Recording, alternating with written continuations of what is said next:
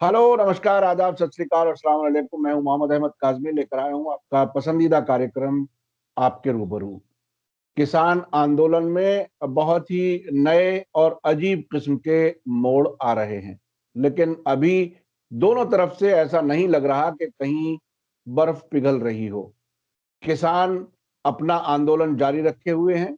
26 जनवरी के वाक़े के बाद में अब जो 6 तारीख को चक्का जाम हुआ कई स्टेट्स में, वो भी गुजर चुका है और एक नए फेज में शायद ये आंदोलन दाखिल हो गया है। एक तरफ सरकार है, वो ये कहती है कि अमेंडमेंट कर सकते हैं, कानून वापस नहीं ले सकते। दूसरी तरफ किसान अपनी मांग पर अडिग हैं, तीनों कानून वापस लो और एमएसपी की गारंटी के लिए कानून बनाओ। इस सब को जानने के लिए नई सूरत हाल क्या है, ये सब समझने के लिए मेरे साथ खास मेहमान हैं अविनाश काकड़े जी नागपुर से, जो अध्यक्ष हैं किसान सेवा संघ के और गांधीवादी विचारधारा के लिए जाने जाते हैं, बेबाक अपनी बात रखते हैं। अविनाश काकड़े जी, वेलकम है आपका मीडिया स्टार वर्ल्ड में। आप ये बताइए कि ये जो केंद्रीय कृषि मंत्री हैं नरेंद्र सिंह तोमर, उन्होंने एक अजीब नया बयान दिया है संसद के अंदर। उन्होंने कहा है कि हमें इस कानून में काला क्या है, ये हमें अभी तक नहीं बताया गया कि काला कानून इसे क्यों कहा जा रहा है। और बातें सब कर रहे हैं, नारे लगा रहे हैं, लेकिन आज तक ये साबित नहीं कर सके कि काला कानून क्यों कहा जा रहा है इसको। आप इस पर क्या कहते हैं? जी। ये काला कानून इसलिए उनको समझ में नहीं आ रहा है काला, क्योंकि ये कानून इन्होंने बनाया नहीं। कानून तो बनाया अडानी और अंबानी ने। ये तो अनपढ़ है, अंगूठा छाप इन्होंने पेश कर दिया। और ना इन्होंने राज्यसभा में ना लोकसभा में डिस्कस होने दिया, ना किसी कमेटी की तरफ भेजा, तो इनको समझ में कैसे आएगा। वैसे ही आपको पता है कि इनकी सारी डिग्रियों पे विवाद है। एक की भी डिग्री, मतलब इनके जो सुप्रीमो है उनके भी डिग्री पर विवाद है। तो ये क्या बेचते हैं? ये तो किसी के पपेट है ना। ये बोलते थे कांग्रेस के मनमोहन सिंह जी को कि उनका रिमोट से चलता है। भैया, उनका रिमोट तो पार्टी से चलता होगा, तुम्हारा रिमोट तो अडानी अंबानी से चल रहा है। इनको शर्म नहीं है, कोई शर्म नहीं है। ये क्या बोलते हैं? पिछले वक्त आपने सुना होगा, मोदी जी बोल रहे थे आइए चर्चा पर आइए। तो वो क्या कर रहे थे? इतने दिनों से 10 मीटिंग उस वक्त हो चुकी थी और मोदी जी बोल रहे थे आइए चर्चा पे आइए। तो क्या गोटियां खेल रहे थे उनके साथ में 10 चर्चा में? क्या कर रहे थे? मोदी जी बोलते एक फोन कॉल पर मैं अवेलेबल हूं, मगर फोन नंबर दिया ही नहीं, कोई फोन सही। लगता नहीं। तो ये जो है ये संघ सिखाता है इनको। इनको ये सब फ्रॉड करना कौन सिखाता है? इनकी मातृ संस्था है आरएसएस। और आरएसएस ऐसी ही है। इनका चेहरा अलग होता है, इनकी बात अलग होती है, इनका खाना अलग होता है और इनका दिखाना अलग होता है। इनसे कोई ये नहीं कर सकते। देखिए, मैं एक बात बहुत इससे बोलता हूं। ये अभी इसके ऊपर इनके जो किसान बैठे हुए हैं उनके ऊपर रियाना जी, मियां खलीफा और ग्रेटा थनबर्ग ने कुछ कमेंट्स किए। इनके ट्रोल गैंग टूट पड़ी, जिसमें 2 भारत रत्न भी है। इन महारत्नों को ये समझ में नहीं आया ये रत्न गोबर रत्न है कि कौन से भांड रत्न है, पता नहीं मुझे। इनको कैसे दे दिया हम लोगों ने। तो उन्होंने उसके ऊपर बोला कि हमारे देश में हस्तक्षेप मत कीजिए, ये हमारे देश में हस्तक्षेप है। 75 दिन से सोए हुए थे ये। इनको समझ में नहीं आया। उनको वहां 7 समुंदर पार समझ में आया कि किसान यहाँ दुखी है। किसानों के बच्चे वहां आके रो रहे, जो फौज से आते हैं छुट्टियां लेके, वो वहां उनके पास में जाके रो रहे हैं बच्चे। और इनको ये समझ में नहीं आ रहा है कि इनको कैसे बैठा है। ये बोलते हैं कि सैनिक पैसों के लिए रक्षक बने हुए हैं। अन्नदाता किसान ही करता है, वो भी उसके लिए करता है, पैसे के लिए करता है। और ये क्या राष्ट्र सेवा के लिए करते हैं सारी चीजें? ये हर एक को दूसरे को ज्ञान देते हैं कि आप इसमें राजनीति मत कीजिए, उसमें राजनीति मत कीजिए, किसानों की राजनीति मत कीजिए, बलात्कार की राजनीति मत कीजिए। तुम तो राम मंदिर की भी राजनीति करते हो, भगवान की भी राजनीति करते हो, धर्म की भी राजनीति करते हो।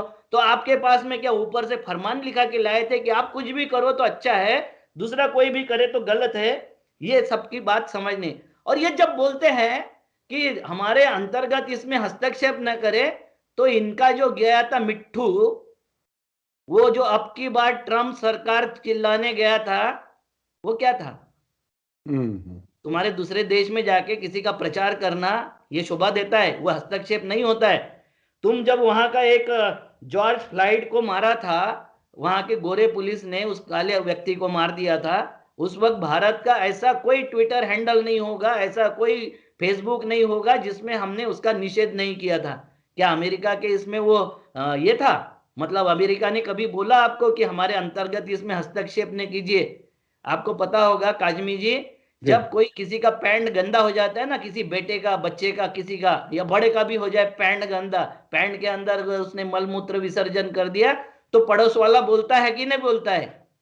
तुम देश में सारा का सारा मलमूत्र विसर्जन कर रहे हो, उन किसानों पर जो मेहनत कश है, हराम का खाने वाले पे तुम कुछ नहीं बोलते, लूटने वालों के साथ तुम खड़े हो गए, ऐसी व्यवस्था के साथ खड़े हो गए हो जो मेहनत कश नहीं है, और मेहनत कश व्यवस्था को तुम जिस तरीके से प्रताड़ित कर रहे हो, उसके ऊपर अगर कोई बाहरी देश वाला बोलता है, जिसको संवेदनशील व्यक्तिमत्व है, वो बोलता है, तो आप बोलते हैं कि बाहरी हस्तक्षेप है। शर्म आनी चाहिए इस सरकार को, शर्म आनी चाहिए मंत्री को और इस प्रधान को कि 76 दिन से वहां वो बैठे हुए हैं किसान, और तुम वहां उनको बोलते हैं कि एक फोन कॉल पर अवेलेबल हूं। तो 75 दिन क्या फोन नहीं लग रहे तुम्हारे? क्या हो रहा है? क्या आत्मनिर्भर हो गए तुम्हारे सारे फोन? अच्छा अच्छा, आपने फोन की बात कही, किसानों की तरफ से भी ये कहा जा रहा है, जैसा कि अभी तक खबरें आ रही हैं कि किसान फोन हम नहीं लगाएंगे, फोन सरकार को लगाना है। और एक एक आवाज ये भी आई थी कि प्रधानमंत्री को खुद गाजीपुर बॉर्डर पर आना चाहिए, हम बात करने नहीं जाएंगे। वो उसको थोड़ा सा और बताइए कि क्या कुछ है, क्यों इतना आपको गुस्सा है? आपको क्या लगता है कि 76 दिन बाद भी हम क्या करें? एकदम बहुत शांत बैठे रहे, बैठे हुए हैं शांति से। 26 जनवरी को इनके गुंडे ये बोलते हैं कि वो 26 जनवरी का तिरंगे का अपमान किया।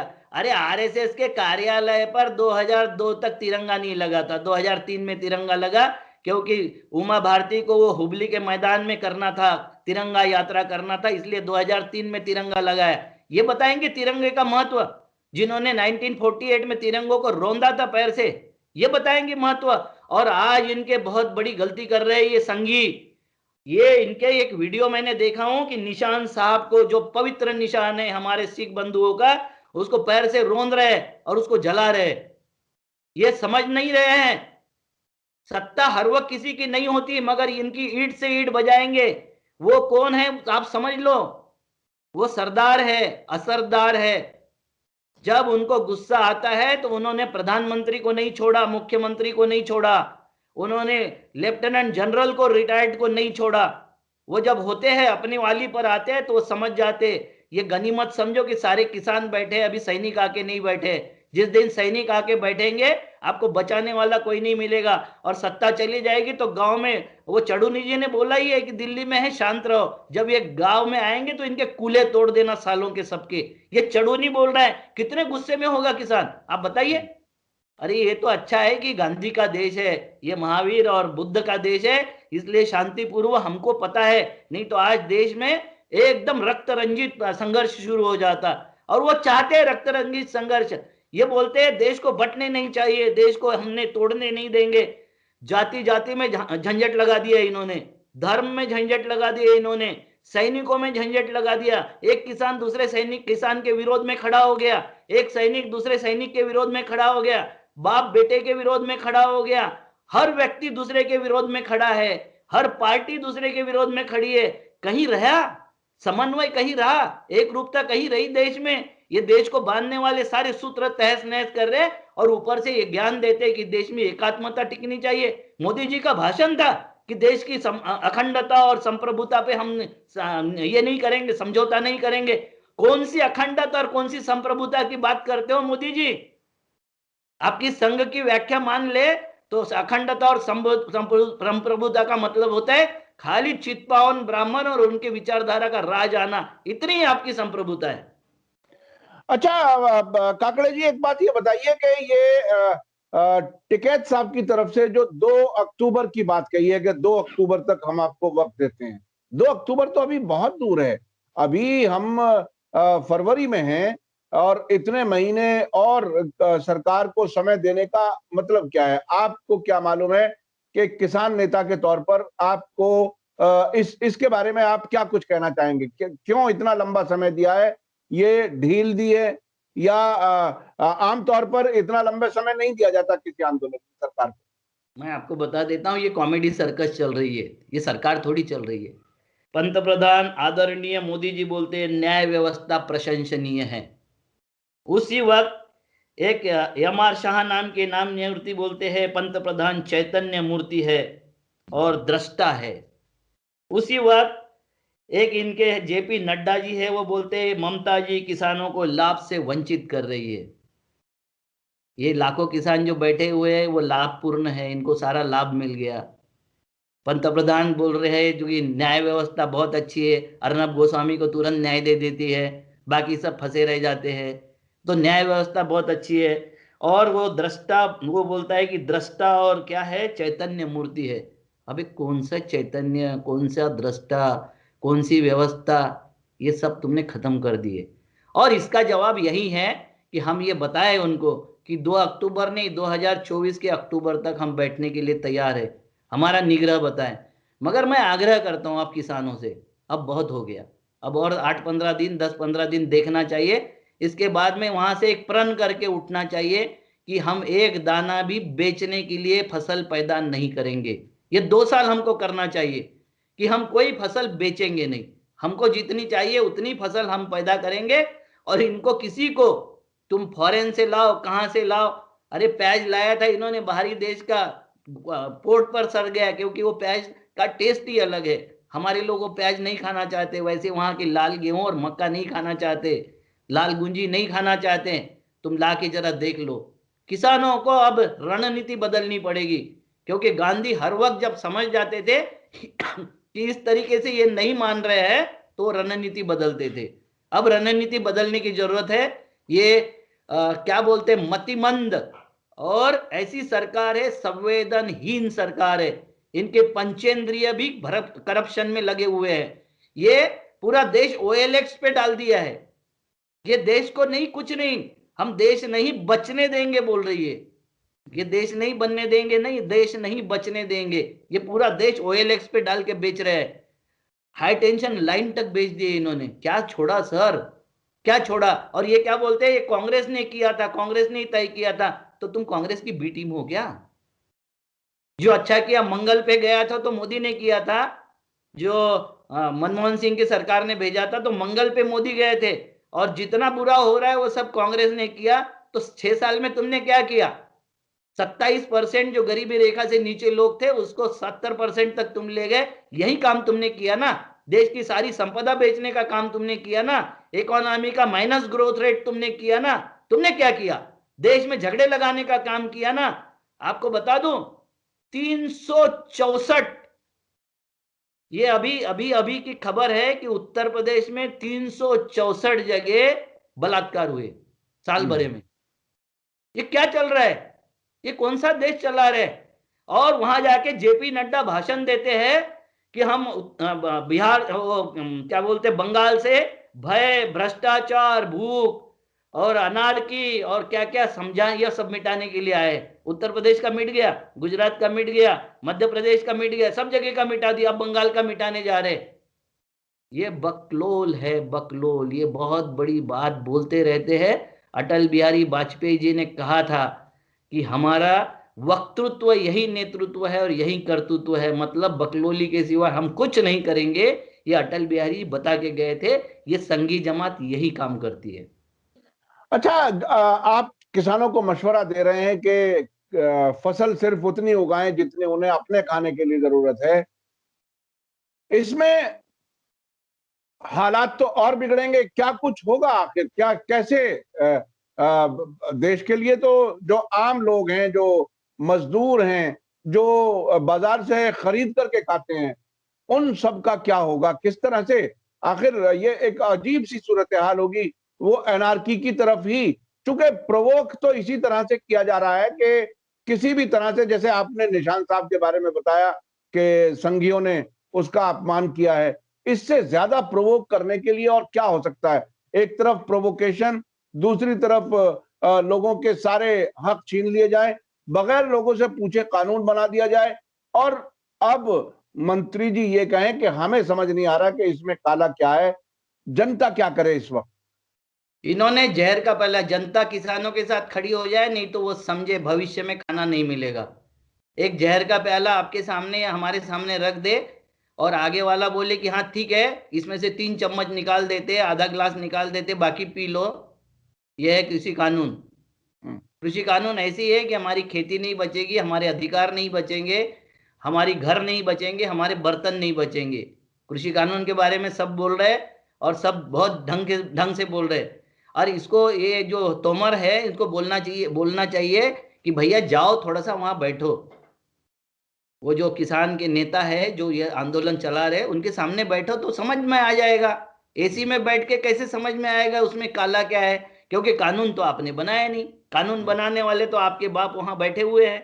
आपने बोला था, इनके मोदी जी ने, हमारे पंत प्रधान ने बोला था मैं चौकीदार हूं। लोग गलती कर गए, पूछना था चौकीदार किसके हो, तो उस वक्त वो बता देते थे कि अडानी अंबानी का चौकीदार हूं। वो बोलता था ये कि झोली लेके निकल जाऊंगा, तो ये नहीं बताया था ना कि आपके भी हाथ में झोली पकड़ा के निकला दूंगा आपको सबको, ये भी नहीं बताया था। मैं वो उन्होंने ये बताया था कि मैं बिकने नहीं दूंगा। अब किसका नहीं बिकने दूंगा? इन्होंने बोला था कि मैं सबका भला कर दूंगा, मगर सबका मतलब कितना? मतलब संघियों का भला करोगे, अपने उद्योगपति मित्रों का भला करोगे, देश का तो भला तुमने किया नहीं। तुमको देश चलाना नहीं आता है मोदी जी, बंद करो ना ये सब। क्योंकि तो आप आरएसएस के ट्रेंड हो, आरएसएस ने आपको शिक्षा दी है। आरएसएस के लोग बारात के घोड़े हैं, जिनको चश्मा के ऊपर ब्लिंड्स लगे होते हैं, उनको दुनिया देखनी ही नहीं आती।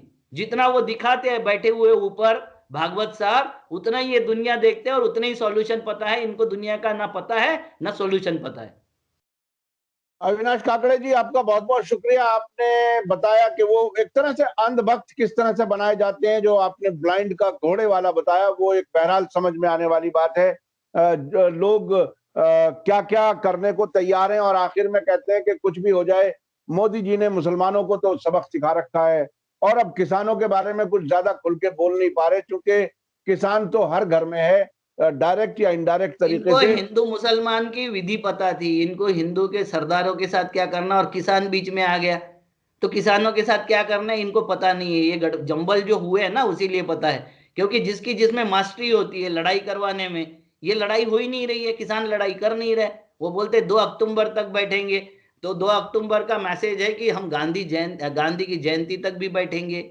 जितना लंबा बैठाओगे उतना लंबा बैठेंगे और शांतिपूर्वक बैठेंगे। 2 अक्टूबर का मतलब मेरे इसमें यही है कि हम जी जी, बहुत शांतिपूर्वक बैठेंगे, हम बहुत गांधी बहुत को शुक्रिया मानेंगे। अविनाश काकड़े जी। आपने बहुत ही गहराई से चीजें बताई और किसानों को जो मशवरा दिया है वो बहुत ही अहम है कि वो प्रण करके वहां से उठे कि फसल बेचनी नहीं है। ये अगर ऐसा हुआ तो ये बहुत ही खतरनाक सूरत हाल हो सकती है। और बहरहाल सरकार इतने लंबे समय से खामोश बैठी हुई है और अब वो कहती है कि काला कानून इसमें क्या है। मैं आखिर में अपने दर्शकों को बताऊं अपना जाती तजुर्बा। अभी एक दिन पहले मैं फ्रूट लेने के लिए गया, तो उसने बहुत ही मीडियम सा घटिया सा सेब एक चीज दिखाई, कहने लगे साहब ये मैंने सिर्फ दिखाने के लिए रखा हुआ है, और उस पर अडानी की स्लिप लगी हुई थी। वो कहता है 130 रुपए किलो दूंगा, इससे कम नहीं दूंगा, क्योंकि 120 मुझे आया। फिर उसने जो बात कही फ्रूट बेचने वाले ने, उसने कहा कि किसान जो कुछ कर रहे हैं वो बिल्कुल सही कर रहे हैं। ये 60-70 रुपए किलो का लेकर के 30 रुपए 130 किलो रुपए लेते हमें सर। दिया जा रहा है। सर 20 रुपए जी से 30 रुपए लेता है जी अडानी। जी, वो तो 20 से 30 रुपए का लेकर के 120 से 30 रुपए बेचने का काम सिर्फ एक अपनी स्लिप लगाएगा आपको और पता है आपको देगा। जियो ने 1200 रुपए गेहूं खरीदा है और जियो के बैग में पैक करके 4800 रुपए अभी बेच रहा है अभी। तो ये 1200 से 4800 रुपए, आप सोच सकते हैं कि आखिर सबकी जेब कैसी कट रही है। और ये बड़े पैमाने पर अगर होता है और कानून नाफिज हो जाता है, अमल होता है इस कानून पर, तो हम सभी का बजट बिगड़ने वाला है और शायद 2 टाइम की जगह 1 टाइम खाना खाना पड़ेगा। ये सूरत हाल है, सरकार ये ऐसा चाहती है। और काकड़े जी ने सही कहा कि जब तक किसान ये बेचना बंद नहीं करेगा, इनको होश नहीं आएंगे। दुनिया से कहीं भी लाओ, यहाँ वो अनाज, वो सब चीजें नहीं ली जा सकती, नहीं खाई जा सकती। बहुत बहुत शुक्रिया अविनाश काकड़े साहब, आपने मीडिया स्टार वर्ल्ड को समय दिया। इसी के साथ मुझे दीजिए इजाजत। धन्यवाद, शुक्रिया। जय भारत, जय हिंद। मीडिया स्टार वर्ल्ड के और वीडियो देखने के लिए हमारे चैनल को सब्सक्राइब करें और सीधे नोटिफिकेशन पाने के लिए बेल आइकन दबाएं।